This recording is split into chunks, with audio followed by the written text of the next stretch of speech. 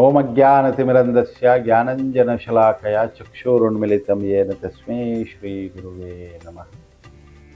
ಜೈ ಗೋಮಾತಾ, ಜೈ ಗೋಪಾಲ್. ಎಲ್ಲ ಯೂಟ್ಯೂಬ್ ರಾಧಾ ಸುರಭಿ ಗೋಮಂದಿರದ ಯೂಟ್ಯೂಬ್ ಚಾನಲ್ ವೀಕ್ಷಕರಿಗೆ, ಎಲ್ಲ ಗೋಭಕ್ತರಿಗೆ, ಸಾಧು ಸಂತರಿಗೆ, ಭಕ್ತರಿಗೆ ನನ್ನ ಭಕ್ತಿಭೂಷಣ್ ದಾಸಿನ ಪ್ರಣಾಮಗಳು. ಇವತ್ತು ನಾವು ವಿಶೇಷವಾಗಿ ಒಂದು ವಿಶೇಷವಾದಂಥ ಸೂಚನೆ ಕೊಡಲಿಕ್ಕಿದ್ದೇವೆ. ಬಂಧುಗಳೇ, ನಾವು ಯಾವಾಗಲೂ 3 ವರ್ಷದಿಂದ, ಸುಮಾರು 4-5 ವರ್ಷದಿಂದ ಒಂದು ಗೋರಥವನ್ನು ಹೊರಡಿಸ್ತಾ ಇದ್ದೇವೆ. ಬೇರೆ ಬೇರೆ ರಾಜ್ಯಗಳಿಗೆ, ತಾಲೂಕುಗಳಿಗೆ, ಗ್ರಾಮಗಳಿಗೆ ಹೋಗಿ ಗೋವಿನ ಮತ್ತು ಪ್ರಕೃತಿಯ ಮಹತ್ವವನ್ನು ಹೇಳುತ್ತಾ, ಒಂದಷ್ಟು ಗೋಶಾಲೆಗಳಿಗೆ ಪ್ರೇರಣೆ ಕೊಡುತ್ತಾ, ಗೋಶಾಲೆಗಳನ್ನು ಹೊಸ ಹೊಸ ಗೋಶಾಲೆಗಳನ್ನು ಉದ್ಘಾಟನೆ ಮಾಡಿಸ್ತಾ, ಮತ್ತು ಅಲ್ಲಿರುವಂಥ ಯುವಕರಿಗೆ ಒಂದು ಗೋ ಸಾಕುವ ಪ್ರೇರಣೆಯನ್ನು ಕೊಡುತ್ತಾ ಬರ್ತಾ ಇದ್ದೇವೆ. ಒಂದಷ್ಟು ಪ್ರಕೃತಿಯನ್ನು ಉಳಿಸುವ ನಿಟ್ಟಿನಲ್ಲಿಯೂ ಈ ಕೆಲಸ ಸಾಗ್ತಾ ಇತ್ತು. ಹೋದ ವರ್ಷ ಅಂತೂ ನಾವು ನಂದಿ ರಥಯಾತ್ರೆ ಮಾಡಿದ್ದೇವೆ. ಆ ನಂದಿ ರಥಯಾತ್ರೆಯಲ್ಲಿ ಒಂದು ಉತ್ತಮವಾದಂಥ ರಿಸಲ್ಟ್ ನಮಗೆ ಸಿಕ್ಕಿದೆ. ಪ್ರತಿಯೊಂದು ಕರ್ನಾಟಕದ ರಾಜ್ಯದಂಥ ಪ್ರತಿಯೊಂದು ಗ್ರಾಮಗಳಿಗೂ, ಪ್ರತಿಯೊಂದು ಜಿಲ್ಲೆಗಳಿಗೂ, ಪ್ರತಿಯೊಂದು ತಾಲೂಕುಗಳಿಗೆ ಹೋಗಿದೆ. ಅದು ಒಳ್ಳೆಯ ರೆಸ್ಪಾನ್ಸ್ ನಮಗೆ ಸಿಕ್ಕಿದೆ. ಸ್ಕೂಲು, ಕಾಲೇಜ್, ಕೆಲವು ಸಂಘ ಸಂಸ್ಥೆಗಳು, ಪ್ರತಿಯೊಬ್ಬರ ಕಡೆಗೆ ನಾವು ಹೋಗಿದ್ದೇವೆ. ನಂದಿ ಉತ್ತರ ಕರ್ನಾಟಕದಲ್ಲಿ ಅಂತೂ ಬಸವರಾಜ್ ಬಿರಾದರರು ಅಂತ ಒಬ್ಬರು ಇದ್ದಾರೆ, ಗೋ ಸೇವಕರು. ನಂದಿಯ ಉಳಿವಿಗೋಸ್ಕರ ಅವರು ತುಂಬ ಪ್ರಯತ್ನವನ್ನು ಮಾಡ್ತಾ ಇದ್ದಾರೆ. ಅವರು ತುಂಬ ಚೆನ್ನಾಗಿ ಅದನ್ನು ಸ್ವಾಗತಿಸಿದರು. ನಂದಿಯ ಬಗ್ಗೆ ಒಳ್ಳೆಯ ಪ್ರಚಾರವನ್ನಂತೂ ಮಾಡಿದರು. ಈ ರಥಯಾತ್ರೆ ಗೋಸೇವಾ ಗತಿವಿಧಿ ಕರ್ನಾಟಕ ಮತ್ತು ರಾಧಾ ಸುರಭಿ ಗೋಮಂದಿರದ ವತಿಯಿಂದ ನಡೀತಾ ಇದೆ. ಈ ಸಲನೂ ನಾವು ಬರುವ ತಿಂಗಳು 15 ತಾರೀಕಿನಿಂದ, ಅಂದರೆ 7 ತಾರೀಕಿಗೆ ಶುರುವಾಗ್ತದೆ. ಇಲ್ಲಿಂದ ಕೊಳಲಿಯಿಂದ ಕಟೀಲಿಂದ ಮತ್ತು ಅಡ್ಯಾರಿಂದ ಶುರು ಮಾಡುವ ಒಂದು ಯೋಜನೆ. ಅದಕ್ಕೆ ಅಂತಲೇ ಒಂದು ಕೇಂದ್ರ ಸಮಿತಿಯನ್ನು ರಚನೆ ಮಾಡಿದ್ದೇವೆ. ಈ ರಥದ ಉದ್ದೇಶ ಏನಂತ ಹೇಳಿದರೆ, ಈ ಸಲ ಸ್ಪೆಷಲ್, ಅದು ವಿಶೇಷವಾದಂಥ ರಥಯಾತ್ರೆ.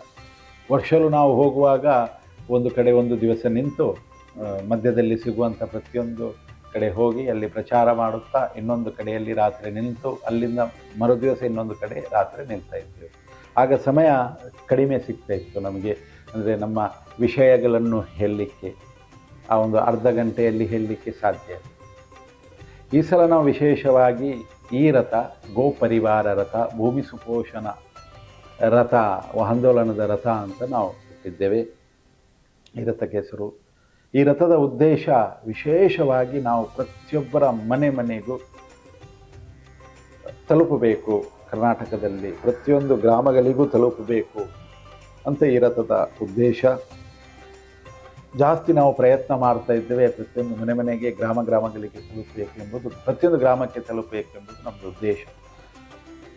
ಅದರಲ್ಲಿ ಪ್ರತಿಯೊಂದು ಮನೆಗಳಲ್ಲಿ, ಹಿಂದೂ ಮನೆ ಅಥವಾ ಬೇರೆ ಯಾವುದೇ ಮನೆ ಇರಲಿ, ಭಾರತೀಯರ ಮನೆಗೆ, ಸನಾತನ ಧರ್ಮೀಯರ ಮನೆಗೆ ಈ ರಥದ ಸಂದೇಶ ಮುಟ್ಟಬೇಕು. ಸಂದೇಶ ಏನು? ಅದು ಪ್ರಶ್ನೆ. ಮೊದಲನೇದಾಗಿ ಆ ಗೋಮಾತೆಯ ರಕ್ಷಣೆಯ ಮಾಡುವ ಕರ್ತವ್ಯ ಪ್ರತಿಯೊಬ್ಬರದು, ಪ್ರತಿಯೊಂದು ಹಿಂದೂಗಳದ್ದು ಕರ್ತವ್ಯ. ಅವರು ಆ ಗೋಮಾತೆಯನ್ನು ರಕ್ಷಣೆ ಮಾಡಬೇಕು. ಹೇಗೆ ರಕ್ಷಣೆ ಮಾಡಬಹುದು? ಸಾಧ್ಯ ಆದರೆ ಅವರು ಸ್ವಲ್ಪ ಜಾಗ ಇದ್ದರೆ ಅಲ್ಲಿ ಗೋವುಗಳನ್ನು ಸಾಕಬಹುದು, ಹೋರಿಗಳನ್ನು ಸಾಕಬಹುದು. ಮನೆಯಲ್ಲಿ ಒಂದು ಹೋರಿ ಇಟ್ಟು ಅದು ದೊಡ್ಡದಾದ ನಂತರ ಗೋಶಾಲೆಗಳಿಗೆ, ಹತ್ತಿರದ ಗೋಶಾಲೆಗಳಿಗೆ ಕೊಡಬಹುದು. ಗೋಶಾಲೆಯಿಂದ ಸಣ್ಣ ಹೋರಿಯನ್ನು ತಗೊಂಡು ಮನೆಯಲ್ಲಿ ಅದನ್ನು ಸಾಕಿ ದೊಡ್ಡದಾದ ನಂತರ ಗೋಶಾಲೆಗೆ ಕೊಡಬಹುದು, ಅಥವಾ ದನಗಳನ್ನು ತಗೊಳ್ಬೋದು, ಪುನೊಂದು ಹೋರಿ ತಂದು ಸಾಕುವುದು. ಹಾಗೆ ಈ ರೀತಿ ಮಾಡಬಹುದು. ಸಾಧ್ಯ ಆದರೆ ದೊಡ್ಡ ಗೋಶಾಲೆನೇ ಮಾಡಬಹುದು ಜಾಗ ಇದ್ದರೆ. ಅಥವಾ ನಮಗೆ ಗೋ ಸಾಕಲಿಕ್ಕೆ ಆಗೋದಿಲ್ಲ, ಗೋವಿನ ಕಷ್ಟ ಆಗ್ತದೆ ಸಾಕಲಿಕ್ಕೆ, ಮನೆ ಸಣ್ಣದು, ಜಾಗ ಇಲ್ಲ, ತೊಂದರೆ ಇಲ್ಲ, ನೀವು ಡೈರೆಕ್ಟ್ ಗೋ ಸೇವೆ ಮಾಡುವಂಥ ಒಂದು ಸುವರ್ಣಾವಕಾಶವನ್ನು ನಾವು ಹೇಳ್ತಾ ಇದ್ದೇವೆ. ನೀವು ನಿಮ್ಮ ಮನೆಯಲ್ಲಿ ಗೋಶಾಲೆಗಳಿಂದ, ಹತ್ತಿರದ ಗೋಶಾಲೆಗಳಿಂದ ಅಥವಾ ಎಲ್ಲಿಂದಲೂ ಗೋವಿನ ಉತ್ಪನ್ನಗಳನ್ನು ಬಳಸಬೇಕು. ಪ್ರತಿಯೊಬ್ಬರು ಡೈರೆಕ್ಟ್ ಗೋಸೇವೆ ಮಾಡಿದಂಥ ಫಲ. ಗೋಶಾಲೆ, ಗೋವಿನ ಉತ್ಪನ್ನ ತಗೊಳ್ಳುವುದರಿಂದಲೇ ಗೋಶಾಲೆಯ ವರ್ಧನೆ ಆಗ್ತಿದೆ. ಗೋಶಾಲೆಗಳನ್ನು ಜಾಸ್ತಿ ಜನ ಮಾಡ್ತಾರೆ, ರೈತರು ಗೋಗಳನ್ನು ಸಾಕ್ತಾರೆ. ಅದರ ಗೋಮಯ, ಗೋಮೂತ್ರ, ತುಪ್ಪದಲ್ಲಿ ಮಾಡಿದಂಥ ಅನೇಕ ಉತ್ಪನ್ನಗಳಿವೆ. ಅದನ್ನು ನಾವು ಬಳಸ್ಬೋದು ನಮ್ಮ ಮನೆಯಲ್ಲಿ. ಇದನ್ನು ಬಳಸಿದರೆ ಗೋಗಳು ಉಳಿದ ಹಾಗೆ, ರೈತರು ಉಳಿದ ಹಾಗೆ. ನಾವು ಸ್ವದೇಶಿ ಆಗಲಿಕ್ಕೆ ಪ್ರಯತ್ನ ಮಾಡಬೇಕು. ಈ ಸಲ ಸಂಘದ ಉದ್ದೇಶವೇ ಪಂಚ ಪರಿವರ್ತನೆ. ಅದರಲ್ಲಿ ಸ್ವದೇಶಿ ಮುಖ್ಯ ಒಂದು ವಿಷಯ, ಪರ್ಯಾವರಣವನ್ನು ಒಂದು ವಿಷಯ. ಈ ರಥದಲ್ಲಿ ಎಲ್ಲವೂ ಇದೆ, ಕುಟುಂಬ, ಪರ್ಯಾವರಣ, ನಾಗರಿಕ ಶಿಷ್ಟಾಚಾರ ಮತ್ತು ಸ್ವದೇಶಿ ಎಲ್ಲವೂ ಇದೆ. ಆದರೆ ನೀವು ಸ್ವದೇಶಿ ಆದರೆ, ಅಂದರೆ ಈ ಉತ್ಪನ್ನಗಳನ್ನು, ಈಗ ನಾವು ಶ್ಯಾಂಪು, ಸೋಪು, ಫಿನೈಲ್ ಅಥವಾ ಅಗರಬತ್ತಿ, ಬೇರೆ ಬೇರೆ ಶೃಂಗಾರ ಸಾಧನಗಳು, ಇದನ್ನೆಲ್ಲ ನಾವು ಮನೆಗೆ ತಗೊಂಡು ಬರ್ತೇವೆ. ಅದೆಲ್ಲ ಹೆಚ್ಚಿನ ಕೆಮಿಕಲ್ಸ್ ಐಟಮ್ ಇರ್ತದೆ ಮತ್ತು ವಿದೇಶಿ ಕಂಪನಿಗಳ ತಯಾರಿಕೆಯಲ್ಲಿ ಮಾಡಿದಂಥ, ನೇತೃತ್ವದಲ್ಲಿ ಮಾಡಿದಂಥ ಐಟಮ್ಗಳಿವೆ. ಕೆಲವು ವಿದೇಶಿ ಕಂಪನಿಗಳದು ಅದರಲ್ಲಿ ಪಾತ್ರ ಇರ್ತದೆ, ಸ್ವದೇಶಿ ಹೆಸರು ಇರ್ತದೆ, ಆದರೆ ವಿದೇಶಿ ಕಂಪನಿ ಇರ್ತದೆ. ಪೇಸ್ಟ್ ಇರಲಿ, ಎಲ್ಲವೂ ಶಾಂಪು ಗಿಂಪು ಎಲ್ಲ ಇರಲಿ, ಅದನ್ನು ನಾವು, ಅದರಲ್ಲಿ ಒಂದಷ್ಟು ಕೆಮಿಕಲ್ಸ್ ಇರ್ತದೆ. ಆ ಕೆಮಿಕಲ್ಸ್ ಎಲ್ಲ ಭೂಮಿಗೆ ಹೋದರೆ ಭೂಮಿಯು ನಮ್ಮದು ನಾಶ ಆಗ್ತದೆ. ಮತ್ತು ನದಿಗಳು, ಅದನ್ನು ಮಾಡುವ ಫ್ಯಾಕ್ಟ್ರಿಯಿಂದ ಹೋಗುವಂಥ ವಿಷ ಏನಿದೆ, ಆ ವಿಷದ ನೀರು ಅದೆಲ್ಲ ನದಿಯನ್ನು ಹಾಳು ಮಾಡ್ತದೆ. ಆದ್ದರಿಂದ ನಾವು ಸ್ವದೇಶಿ ಆಗಬೇಕು. ಗೋವಿನ ಉತ್ಪನ್ನಗಳನ್ನು ಮಾಡಿದಂಥ, ಗೋವಿನ ಪಂಚಗವ್ಯದಿಂದ ಮಾಡಿದಂಥ ವಸ್ತುವನ್ನೇ ಸ್ವೀಕಾರ ಮಾಡಬೇಕು. ನಾವು ಅದನ್ನು ಬಳಸಬೇಕು. ಖಾಲಿ ಇಷ್ಟು ಮಾಡಿದರೆ ಸಾಕು. ಖಂಡಿತ ನಾನು ಹೇಳ್ತೇನೆ, 100% ಹೇಳ್ತಾ ಇದ್ದೇನೆ, ಗೋರಕ್ಷೆ ಆಗ್ತದೆ, ಗೋ ಉಳಿತದೆ. ನಾವು ಏನು ದೊಡ್ಡ ಆಂದೋಲನ ಮಾಡಬೇಕಂತ ಏನಿಲ್ಲ.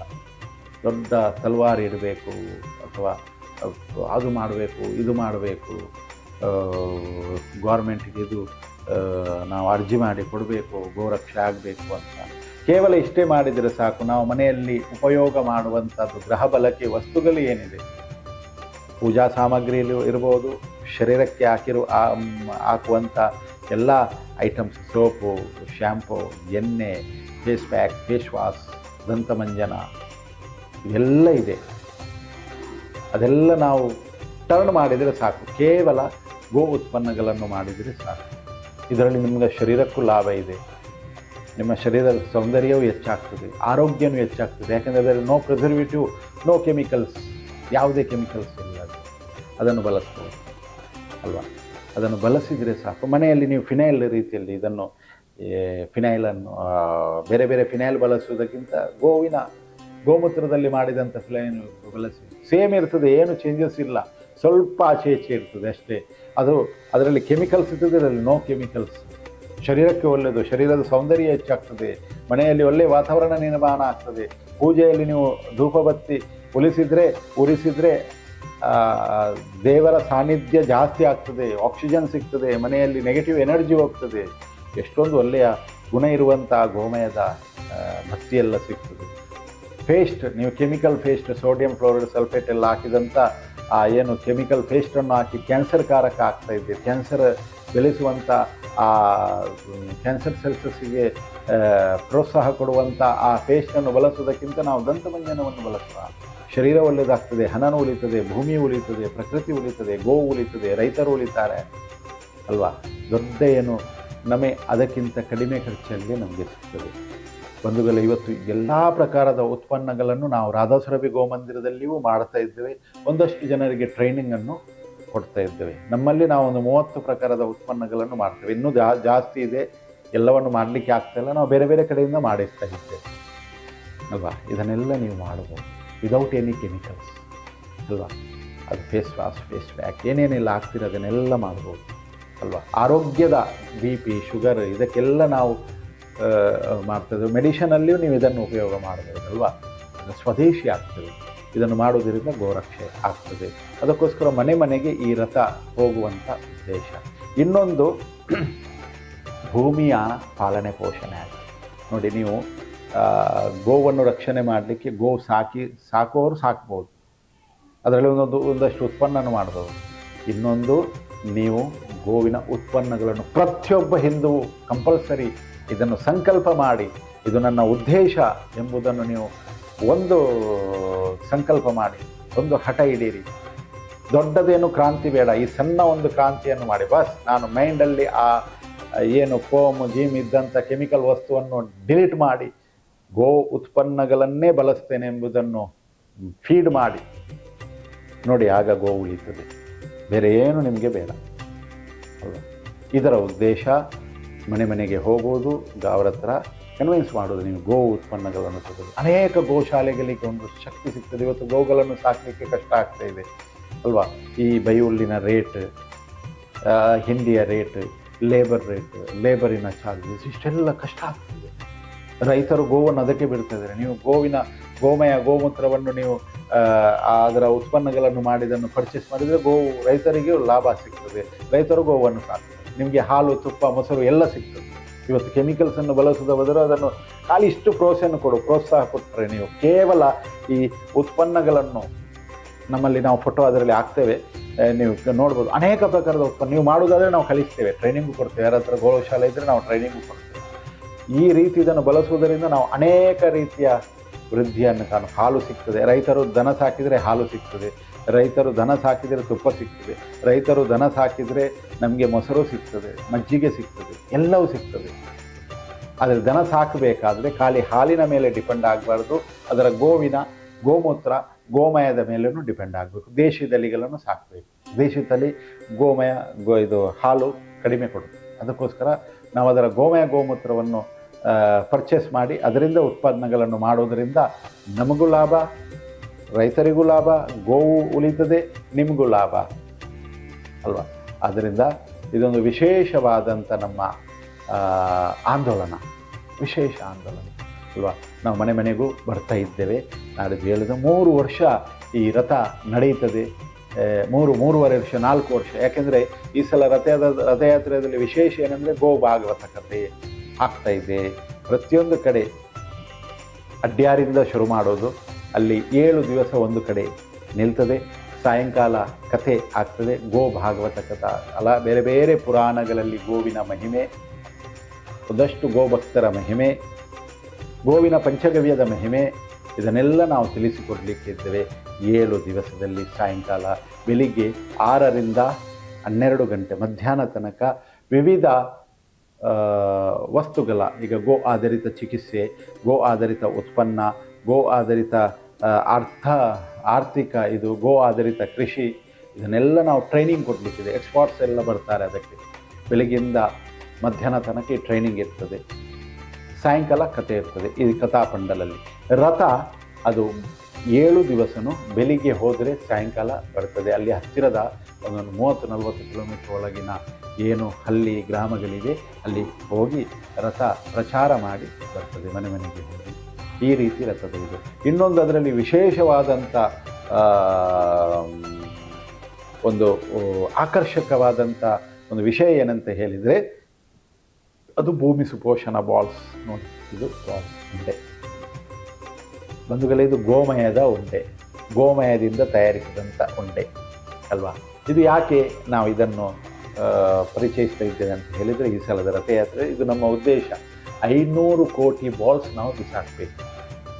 ನೋಡಿ, ನಾವೆಲ್ಲರೂ ಡಿಪೆಂಡ್ ಪ್ರಕೃತಿಯ ಮೇಲೆ ಅಲ್ವಾ? ಪ್ರಕೃತಿ, ನಾವು ಸೇರಿ ಡಿಪೆಂಡ್ ಯಾರ ಮೇಲೆ? ಭೂಮಿಯ ಮೇಲೆ. ಭೂಮಿ ಫಲವತ್ತತೆ ಆಗಬೇಕಾದ್ರೆ ಅದು ಮೈಕ್ರೋ ಆರ್ಗನ್ಸ್, ಭೂಮಿಯಲ್ಲಿರುವಂಥ ಸರ್ಪಕುಳ ಏನಿದೆ, ಮೈಕ್ರೋ ಆರ್ಗನ್ಸ್, ಈಗ ಎರೆಹುಳ ಇರಲಿ ಅಥವಾ ಬೇರೆ ಬೇರೆ ಪ್ರಕಾರದ ಮೈಕ್ರೋ ಆರ್ಗನ್ಸ್ ಇದೆ, ಅದರ ಮೇಲೆ ಡಿಪೆಂಡ್. ಅದು ಡಿಪೆಂಡ್ ಗೋಮಯದ ಮೇಲೆ. ಗೋಮಯ ಭೂಮಿಗೆ ಆಹಾರ ಅಲ್ಲ, ಭೂಮಿಯಲ್ಲಿರುವಂಥ ಆ ಮೈಕ್ರೋ ಆರ್ಗನ್ಸ್ ಏನಿದೆ, ಎರೆಹುಳ, ಬೇರೆ ಬೇರೆ ಥರದ ಬ್ಯಾಕ್ಟೀರಿಯಾ ಏನಿದೆ, ಅದಕ್ಕೆ ಇದು ಆಹಾರ. ಇದರಲ್ಲಿಯೂ ಆರ್ಗನ್ಸ್ ಇದೆ, ಅದರಲ್ಲಿಯೂ ಇದೆ ಅಲ್ವಾ? ಆದ್ದರಿಂದ ಅದು ಗೋಮಯ ಭೂಮಿಗೆ ಬಿದ್ದ ಕೂಡಲೇ ಅದರಲ್ಲಿ ಒಂಥರದ ಪರಿವರ್ತನೆ ಆಗ್ತದೆ. ಭೂಮಿಯ ಸಾಯಿಲ್ ಕಾರ್ಬನ್ ಏನಿದೆ ಹೆಚ್ಚಾಗ್ತದೆ, ಭೂಮಿ ಫಲವತ್ತತೆ ಆಗ್ತದೆ. ಭೂಮಿ ಫಲವತ್ತತೆ ಆದರೆ ಭೂಮಿಯಲ್ಲಿ ಬಿದ್ದಂಥ ಆ ಬೀಜಗಳೇನಿದೆ, ಬೀಜ ಅದರಷ್ಟಕ್ಕೆ ಬೀಳ್ತದೆ. ಈ ಮರದ ಇದರ ಬೀಜಗಳು ಹಕ್ಕಿಗಳು ತಿಂದು ಆಗ್ತದೆ, ಬೇರೆ ಬೇರೆ ಕಡೆಯಿಂದ ಅದು ಗಾಳಿಯಲ್ಲಿ ಹಾರಿ ಬಂದು ಬೀಳ್ತದೆ. ಅದು ಬಿದ್ದರೆ ಭೂಮಿ ಫಲವತ್ತತೆ ಇದ್ದರೆ ಅಲ್ಲಿ ಮರಗಳು ಆಗ್ತದೆ, ಗಿಡಗಳು ಆಗ್ತದೆ, ಬಳ್ಳಿಗಳು ಆಗ್ತದೆ, ಬೇರೆ ಬೇರೆ ಥರದ ಹುಲ್ಲುಗಳು ಆಗ್ತದೆ ಅಲ್ವಾ. ಅದರಿಂದ ಭೂಮಿ ಫಲವತ್ತತೆ ಆಗಬೇಕು. ಇವತ್ತು ಭೂಮಿ ಕೂಗುತ್ತಾ ಇದೆ, ಭೂಮಿಯಲ್ಲಿ ಸಾರ ಇಲ್ಲ, ಸತ್ವಹೀನ ಆಗಿದೆ. ಭೂಮಿಯಲ್ಲಿ ವಿಷ ಹಾಕಿ ಹಾಕಿ ಹಾಕಿ ಹಾಕಿ ನಾವು ಡೆಡ್ ಮಾಡಿಬಿಟ್ಟಿದ್ದೇವೆ. ಪಂಜಾಬ್, ಹರಿಯಾಣ, ರಾಜಸ್ಥಾನ ಇತ್ಯಾದಿ ಕಡೆಗಳಲ್ಲಿ, ಯು ಪಿಯಲ್ಲಿ ಭೂಮಿಯಲ್ಲಿ ಫಲನೇ ಇಲ್ಲ, ಶಕ್ತಿ ಇಲ್ಲ. 1.5 ಫೀಟ್ 2 ಫೀಟ್ 3 ಫೀಟ್ ತನಕ, ಕೆಲವು ಕಡೆ 4 ಫೀಟ್ನಂತೂ ಭೂಮಿ ಸತ್ತಿದೆ. ಆ ಶಕ್ತಿಯೇ ಇಲ್ಲ ಭೂಮಿಯಲ್ಲಿ. ಆ ಭೂಮಿಯು ಪುನಃ ಫಲವತ್ತತೆಯನ್ನು ತರಬೇಕು ಭೂಮಿಗೆ. ಅದಕ್ಕೆ ನಮ್ಮ ಯೋಜನೆ ಇದೆ, ದೇಶಾದ್ಯಂತ ಆಂದೋಲನ. ಏನು ಮಾಡಬೇಕು ನಾವು? ಏನಿಲ್ಲಪ್ಪ, ದೊಡ್ಡದೇನು ಮಾಡೋದು ಬೇಡ. ಭೂಮಿಯನ್ನು ಪುನಃ ಫಲವತ್ತತೆ ಮಾಡಲಿಕ್ಕೆ ಮೊದಲೆಲ್ಲ ಗೋವುಗಳು ಗುಡ್ಡೆಗಳಲ್ಲಿ ಮೇದು ಗೋಮಯವನ್ನು ಆಗ್ತಾ ಇತ್ತು. ಇವತ್ತು ಗೋವುಗಳೇ ಇಲ್ಲ. ಆ ಗೋಮಾಲಗಳನ್ನು ನಾವೆಲ್ಲರೂ ಆಕ್ಯುಪೈ ಮಾಡಿ ಅದರಲ್ಲಿ ರಬ್ಬರ ಬೇರೆ ಬೇರೆ ಗಿಡಗಳನ್ನೆಲ್ಲ ನಟ್ಟು ಅದನ್ನು ಅಲ್ಲಿ ಒಂದು ಮನೆಗಳು ಕಟ್ಟಿ ಹಾಲ್ ಮಾಡಿ ಕಾಲೇಜ್ ಮಾಡಿ ಬಿಟ್ಟಿದ್ದೇವೆ. ಅಲ್ಲಿ ಗೋವುಗಳು ಮೇಲಿಕ್ಕೆ ಜಾಗ ಇಲ್ಲ ಅಲ್ವಾ, ಗೋವುಗಳೇ ಇಲ್ಲ. ಮೊದಲೆಲ್ಲ ಗೋವುಗಳ ಸಂಖ್ಯೆ ಜಾಸ್ತಿ ಇತ್ತು, ಒಬ್ಬನಿಗೆ 5-10 ಗೋವಿನಷ್ಟು ಸಂಖ್ಯೆ ಇತ್ತು. ಕೃಷ್ಣನ ಸಮಯದಲ್ಲಿ ಕೃಷ್ಣನ ಮನೆಯಲ್ಲಿ 9 ಲಕ್ಷ ದನ ಇತ್ತು. ಹಾಗೆ ಗೋವಿನ ಸಂಖ್ಯೆ ಜಾಸ್ತಿ ಇತ್ತು. ಇವತ್ತು ಗೋವೇ ಇಲ್ಲ. ಅದರ ಬದಲು ನಾವು ಗೋವಿಲ್ವಲ್ಲ, ಈಗ ನಾವು ಗೋವನ್ನು ಸಾಕಬಹುದು, ಅದರ ಸಮೇತ ಆಗ್ತದೆ. ಅದಕ್ಕಿಂತ ಮೊದಲು ನಾವು ಈ ಗೋವುಗಳ ಸೆಗಣಿ ಏನಿದೆ, ಇದು ಉಂಡೆ ಮಾಡಿದ್ದೇವೆ, ಇದರಲ್ಲಿ ಒಂದಷ್ಟು ಬೇರೆ ಬೇರೆ ವಸ್ತುಗಳನ್ನು ಹಾಕಿದ್ದೇವೆ. ಇದನ್ನು ನಾವು ಬಿಸಾಕುವ. ನೀವೆಲ್ಲರೂ ಭೂಮಿಯಿಂದ ಗಾಳಿ, ನೀರು, ಅನ್ನ, ಬಟ್ಟೆ ಎಲ್ಲವನ್ನು ನಾವು ಭೂಮಿಯಿಂದಲೇ ತಗೊಳ್ತೇವೆ. ಆಕ್ಸಿಜನ್ ಬೇಕಾದರೆ ಭೂಮಿ, ಮರಗಳು, ಗಿಡಗಳು ಬೇಕಲ್ವ, ಪ್ರಕೃತಿಯಿಂದಲೇ ತಗೊಳ್ತೇವೆ. ಪ್ರಕೃತಿಗೆ ನಾವು ಏನು ಕೊಟ್ಟಿದ್ದೇವೆ? ವಿಷನೇ ಕೊಟ್ಟದ್ದು, ಬೇರೆ ಏನು ಕೊಟ್ಟಿದ್ದೇವೆ ಅಲ್ವಾ. ಪ್ರಕೃತಿಗೆ ನಾವೆಲ್ಲವನ್ನು ವಿಷವನ್ನೇ ಕೊಟ್ಟು ಪ್ರಕೃತಿಯಿಂದ ತಗೊಳ್ತದೆ. ಇವತ್ತು ಪ್ರಕೃತಿ ವಿಷಮಯವಾಗಿದೆ, ಅದು ವಿರುದ್ಧ ದಿಕ್ಕಿನಲ್ಲಿ ಹೋಗ್ತಾ ಇದೆ. ಒಂದು ವೇಳೆ ಹೀಗೆ ಮುಂದೆ ಹೋದರೆ ನೀರಿಲ್ಲ, ಯಮುನಾ ನದಿ ಹಾಲಾಗಿದೆ. ಯಾಕೆ ಹಾಲಾದದ್ದು? ಯಮುನಾ ನದಿ ಡೆಡ್ ರಿವರ್ ಅಂತ ಘೋಷಣೆ ಆಗಿದೆ. ಗಂಗಾ ನದಿಯನ್ನು 50% ಹಾಲು ಮಾಡಿ ಆಗಿದೆ ಅಂತ ಹೇಳಿದೆ. ಯಾಕೆ ಇದು ಆಗಿದೆ? ಯಾಕೆ ಅಂತ ಹೇಳಿದರೆ ನಾವೇ ಕಾರಣ. ಗೋವುಗಳು ಇಲ್ಲ, ಭೂಮಿಗೆ ಒಂದಷ್ಟು ಕೆಮಿಕಲ್ಸ್ ಆಗಿದೆ, ಅದೆಲ್ಲ ನೀರಿಗೆ ಹೋಗ್ತದೆ, ನೀರಲ್ಲಿರುವಂಥ ಜಂತುಗಳು ಸಾಯ್ತದೆ, ನೀರು ಶುದ್ಧ ಇಲ್ಲ. ಅದಲ್ಲದೆ ನಾವು ಹಾಕುವಂಥ ಏನು ನಾನು ಆಗ ಹೇಳಿದೆ, ಆ ಶೃಂಗಾರ ಸಾಧನಗಳು, ಸೋಪು, ಡಿಟರ್ಜೆಂಟ್ ಏನೆಲ್ಲ ಇದೆ, ಮೆಡಿಸಿನ್ಸ್, ಅದೆಲ್ಲ ಕೆಮಿಕಲ್ ಯುಕ್ತ ಆಗಿದೆ. ಅದನ್ನೆಲ್ಲ ಮಾಡಲಿಕ್ಕೆ ಒಂದಷ್ಟು ಫ್ಯಾಕ್ಟ್ರಿಗಳು, ಯಾವುದು ಯಮುನಾ ನದಿಯ ಕಿನಾರೆಗಳಲ್ಲಿ ಆ ಫ್ಯಾಕ್ಟ್ರಿಯ ವಿಷ ನೀರು ಹೋಗ್ತಾ ಇದೆ. ನಾವು ಹಾಕಿದಂಥ ವಿಷ ನೀರು ಭೂಮಿಗೆ ಹೋಗ್ತಾ ಇದೆ. ಡೆಲ್ಲಿಯಲ್ಲಿ 2 ಕೋಟಿ ಜನಸಂಖ್ಯೆ ಇದ್ದರೆ ಆ 2 ಕೋಟಿ ಜನ ತಿಂಗಳಿಗೆ ಒಂದೊಂದು ಸೋಪ್ ಶರೀರಕ್ಕೆ ಹಾಕಿದ್ರು, ಆ 2 ಕೋಟಿ ಸೋಪಿನ ನೀರು, ಆ ಕೆಮಿಕಲ್ಸ್ ನೀರು ಸೀದಾ ಹೋಗುವುದು ನದಿಗೆ, ಯಮುನಾ ನದಿಗೆ. ಹಾಗೆ ಒಂದಷ್ಟು ಕ್ರೀಮ್ಸ್ ಇರಲಿ, ಶ್ಯಾಂಪೂ ಇರಲಿ, ಡಿಟರ್ಜೆಂಟ್ ಇರಲಿ, ಇದೆಲ್ಲ ಹೋಗೋದು ಕೆಮಿಕಲ್ಸ್ ನೀರಿಗೆ ಬಂಧುಗಳೇ. ಅದರಿಂದ ನೀರು ಡೆಡ್ ಆಗಿದೆ. ಮುಂದೆ ನಮ್ಮ ಮಕ್ಕಳಿಗೆ ಕುಡಿಲಿಕ್ಕೆ ನೀರಿಲ್ಲ, ತಗೊಳ್ಳಿಕ್ಕೆ ಗಾಳಿ ಇಲ್ಲ, ಆಕ್ಸಿಜನ್ ಇಲ್ಲ. ಡೆಲ್ಲಿಯಲ್ಲಿ ವಿಷಯುಕ್ತ ಗಾಳಿ ಆಗಿದೆ, ಓಡುವ ಪರಿಸ್ಥಿತಿ ಬಂದಿದೆ. ವಿಷ ಆಗಿದೆ ಗಾಳಿ. ಯಾಕೆಂದರೆ ನಾವು ಪ್ರಕೃತಿಯನ್ನು, ಭೂಮಿಯನ್ನು ಟೋಟಲಿ ನೆಗ್ಲೆಕ್ಟ್ ಮಾಡಿದೆ. ಭೂಮಾತೆಯನ್ನು ಮತ್ತು ಪ್ರಕೃತಿ ಮಾತೆಯನ್ನು ಅದನ್ನು ಆರಾಧಿಸಲಿಕ್ಕೆ ಇದು ಒಳ್ಳೆಯ ಉಪಾಯ. ನೀವು ಏನು ಮಾಡೋದು ಬೇಡ. ಖಾಲಿ 2 ವಸ್ತು ಮಾಡಿ, ಗೋ ಉತ್ಪನ್ನಗಳನ್ನು ಬಳಸಿ ಮತ್ತು ತಿಂಗಳಿಗೆ 100 ರೂಪಾಯಿದ, 50 ರೂಪಾಯಿದ, 10 ರೂಪಾಯಿದ, 1,000 ರೂಪಾಯಿದ ಎಷ್ಟು ಸಾಮರ್ಥ್ಯ ಇದೆ ನೀವು ದುಡಿಯುವ ಹಣದಲ್ಲಿ ಶಾಸ್ತ್ರ ಹೇಳ್ತದೆ 20% ದಾನ ಮಾಡಬೇಕು ಅಂತ ಹೇಳಿದೆ. ನೀವು ಎಲ್ಲಿಗೆ ದಾನ ಮಾಡಬೇಡ. ಈಗ ಅಗತ್ಯ ಇರುವುದು ಭೂಮಿಗೆ ದಾನ ಮಾಡಿ. ಆ ಭೂಮಿಗೆ ದಾನ ಮಾಡುವುದು ಹೇಗೆ? ಆ 20% ನೀವು ಈ ತಿಂಗಳಿಗೆ ದಿನಕ್ಕೆ 100 ರೂಪಾಯಿ ದುಡಿತಾ ಇದ್ದರೆ ಆ 20 ರೂಪಾಯಿ ಬೇಡ, ಒಂದು 10% ಆದರೂ ದಾನ ಮಾಡಿ. 10 ರೂಪಾಯಿ ನೀವು ಭೂಮಿಗೆ ಇಡಿ. ಆ 10 ರೂಪಾಯಿದು 2 ಬಾಲ್ಸ್ ಸಿಗ್ತದೆ. 5 ರೂಪಾಯಿಗೆ 1 ಬಾಲ್ಸ್. ಆ 2 ಬಾಲ್ಸನ್ನು ಬಿಸಾಕಿ. 2 ಬಾಲ್ಸನ್ನು ನೀವು ಬಿಸಾಕಿ ಯಾವುದಕ್ಕೆ? ಭೂಮಿಗೆ. ಇದು ಭೂಮಿಗೆ ಬಿದ್ದರೆ ಸಾಕು. 1 ಬಾಲ್ ಒಂದು ಕಡೆ ಬಿದ್ದರೆ ಒಂದು 5-6 ಫೀಟಿನಷ್ಟು ಭೂಮಿಯನ್ನು ಫಲವತ್ತತೆ ಮಾಡ್ತದೆ ಅಲ್ವಾ. ತಿಂಗಳು ಹಾಕಿ 2 ಪುಣ್ಯ ಸಿಗ್ತದೆ ನಿಮಗೆ. ನೀವು ಅಲ್ಲಿ ಹೋಗಿ ಪೂಜೆ ಮಾಡುವುದರಿಂದ ಏನು ಪ್ರಯೋಜನ ಇಲ್ಲ.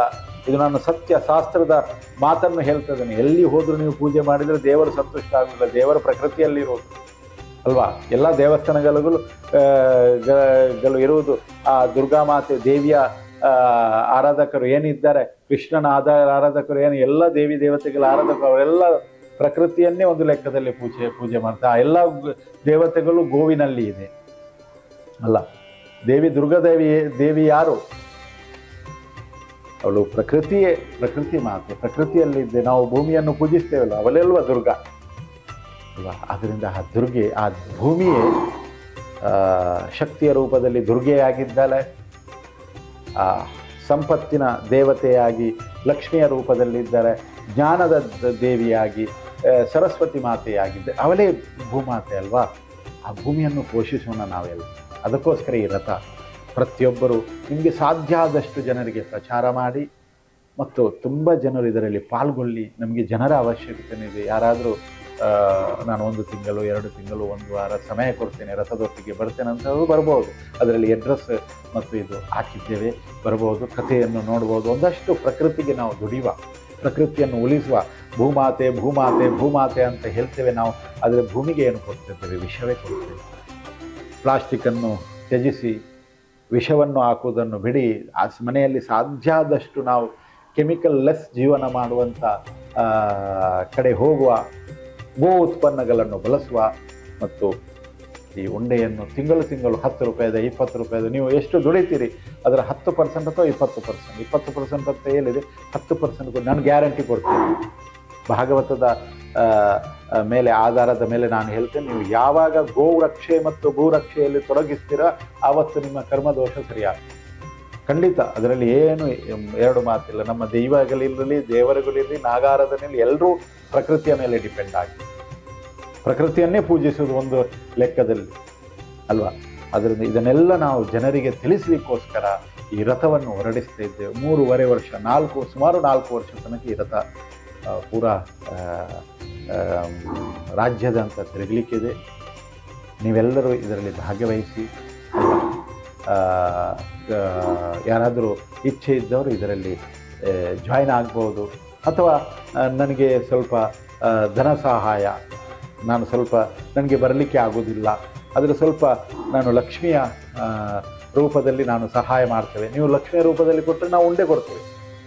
ನೀವೊಂದು 10,000 ಕೊಟ್ಟರೆ 10,000 ಉಂಡೆಯನ್ನು ನಿಮಗೆ ಕೊಡ್ತೇವೆ, ತಗೊಳ್ಳಿ. ಅದರಿಂದ ನಮಗೂ ಲಾಭ, ರೈತರ ಹತ್ರ ಮಾಡಿಸಿದ ಲಾಭ, ಗೋಗಳು ಉಳಿತದೆ ಅಲ್ವಾ. ಮಾಡಿ ಎಲ್ಲರೂ ಈ ಗೋಸೇವೆಯಲ್ಲಿ ಭಾಗವಹಿಸಿ, ಈ ಗೋಪರಿವಾರ ರಥದಲ್ಲಿ ಭಾಗವಹಿಸಿ. ನಮಗೂ ಬಲ ಕೊಡಿ, ನೀವು ಇದರಲ್ಲಿ ತುಂಬ ಜನ ಯುವಕರು ಸೇರಿದ್ದಾರೆ. ಆ ಯುವಕರಿಗೊಂದು ಉತ್ಸಾಹ ಸಿಗ್ತದೆ, ನೀವು ಉತ್ಸಾಹ ಕೊಟ್ಟರೆ. ಇಲ್ಲದಿದ್ದರೆ ಎಲ್ಲರೂ ಮಲಗ್ತಾರೆ ಅಲ್ವಾ. ಅದರಿಂದ ದಯವಿಟ್ಟು ನಿಮ್ಮೆಲ್ಲರಲ್ಲಿ ಕೈ ಮುಗಿದು ಪ್ರಾರ್ಥನೆ, ನಾವೆಲ್ಲರೂ ಸೇರಿ ಗೋಮಾತೆಯನ್ನು, ಭೂಮಾತೆಯನ್ನು, ಪ್ರಕೃತಿ ಮಾತೆಯನ್ನು ಉಳಿಸುವ. ನಾವು